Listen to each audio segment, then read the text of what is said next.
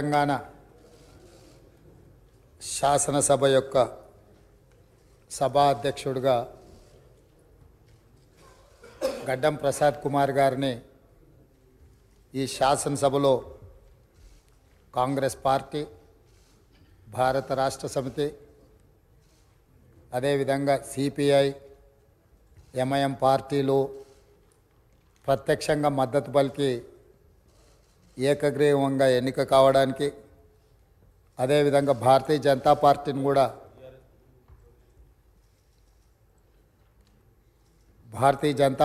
కూడా సంప్రదించడం జరిగింది. వారు కూడా పరోక్షంగా ఈ ఎన్నిక ఏకగ్రీవం కావడానికి సహకరించారు. సభాపక్ష నాయకుడిగా మా సభ్యులకు, భారత రాష్ట్ర సమితి అధ్యక్షుడు మరియు శాసనసభ్యులకు, ఎంఐఎం అసదుద్దీన్ ఓవైసీ గారికి, అక్బరుద్దీన్ ఓవైసీ గారికి, సిపిఐ పార్టీ నాయకులకు అందరికీ, ఆ పార్టీ అధ్యక్షులకు, శాసనసభ్యులందరికీ కూడా ఈ సభాపక్షాన మనస్ఫూర్తిగా వారికి ధన్యవాదాలు తెలియజేస్తున్నాను. ఈ సభ ఒక మంచి సాంప్రదాయానికి మొదటి రోజే మనమందరము ఒక మంచి సాంప్రదాయాన్ని ముందుకు తీసుకెళ్ళడానికి అందరూ సహకరించడం, ఈ సాంప్రదాయం భవిష్యత్తులో కూడా కొనసాగాలి. ఈ మంచి సాంప్రదాయము సభ సమన్వయంతో, అందరి సహకారంతో ఈ సమావేశాలను మనం నిర్వహించుకుంటే తెలంగాణ ప్రజల యొక్క ఆకాంక్షను, తెలంగాణ ప్రజల యొక్క ఆలోచనను ఈ సభ ద్వారా పరిష్కరించడానికి అవకాశం ఉంటుంది. అదేవిధంగా గడ్డం ప్రసాద్ కుమార్ గారు నా సొంత జిల్లా, నేను ఎక్కడి నుంచి అయితే శాసనసభ్యుడిగా ప్రాతినిధ్యం వహిస్తున్నానో ఆ ప్రాంతం వాడు. వికారాబాద్కి చరిత్రలోనే గొప్ప పేరుంది.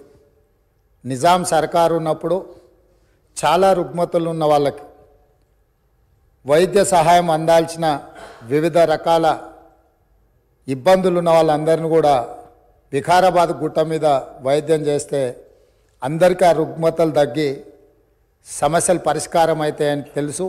ఇప్పటికి కూడా అక్కడి వాతావరణం, అక్కడి గాలి, అక్కడి నేల ఒక మంచి వైద్యానికి ఉపయోగపడే ప్రాంతం.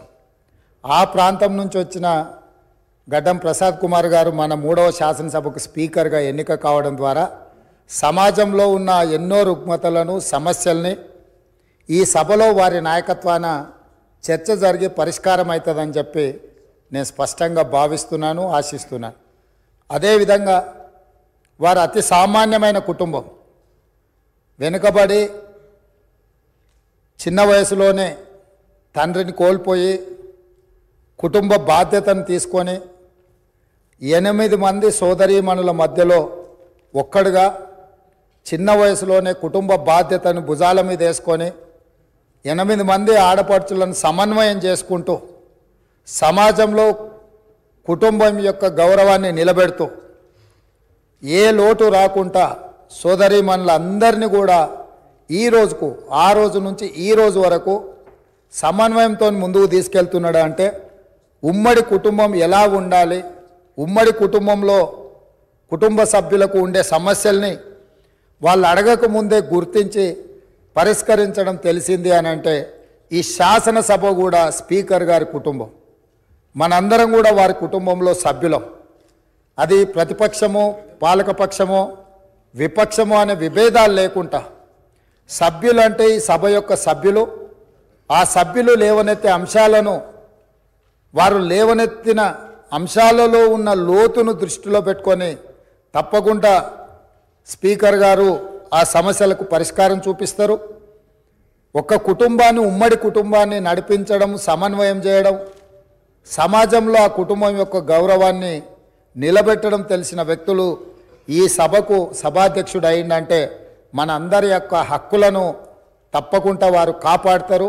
అదేవిధంగా వారు రాజకీయ ప్రస్థానం, స్థానిక సంస్థలు ఒక ఎంపీటీసీగా వారి రాజకీయ ప్రస్థానం మొదలయ్యి అక్కడి నుంచి వారు ఎంపీపీ అవ్వడం, 2008 ఉప ఎన్నికలలో శాసనసభ్యుడిగా ఎన్నికవ్వడం, 2009లో తిరిగి వారు శాసనసభ్యుడిగా ఎన్నికవ్వడం, తర్వాత వారు మంత్రిగా సేవలు అందించడం, హ్యాండ్లూమ్ వీవర్స్కి వాళ్ళకున్న లోన్లు కానీ లేకపోతే వాళ్ళ సమస్యలను పరిష్కరించడంలో క్రియాశీలక పాత్ర పోషించడము, వారు మంత్రిగా ఉన్నప్పుడు వికారాబాదును శాటిలైట్ టౌన్గా గుర్తించి కీర్తిశేషులు పెద్దలు జైపాల్ రెడ్డి గారు అర్బన్ డెవలప్మెంట్ మినిస్టర్గా ఉన్నప్పుడు ఢిల్లీకి వెళ్ళి వారితో మాట్లాడి వికారాబాద్ పట్టణాన్ని శాటిలైట్ టౌన్గా గుర్తించి 2,200 కోట్ల రూపాయలు మంజూరు చేయించి అక్కడ అభివృద్ధి కార్యక్రమాలను ముందుకు తీసుకెళ్ళి ఆ రోజు వారు అక్కడి ప్రజల యొక్క సేవలో వారు ముందున్నారు.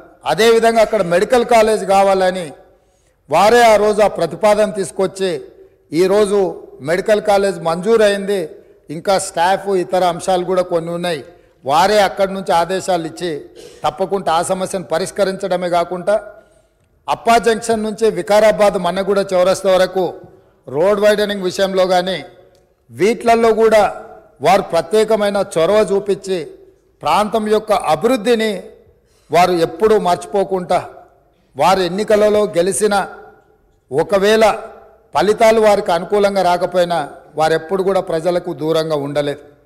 కాబట్టి ఈరోజు గడ్డం ప్రసాద్ కుమార్ గారు లాంటి వ్యక్తులు సునిశ్చిత దృష్టితో, సమస్యల అవగాహనతో, సభ్యుల సమన్వయంతో ఈ శాసనసభను వారి నాయకత్వంలో మనందరం ఒక ఆదర్శవంతమైన శాసనసభగా నడిపించడానికి వారి పూర్తిగా మన అందరికీ దశ దిశ నిర్దేశిస్తారు.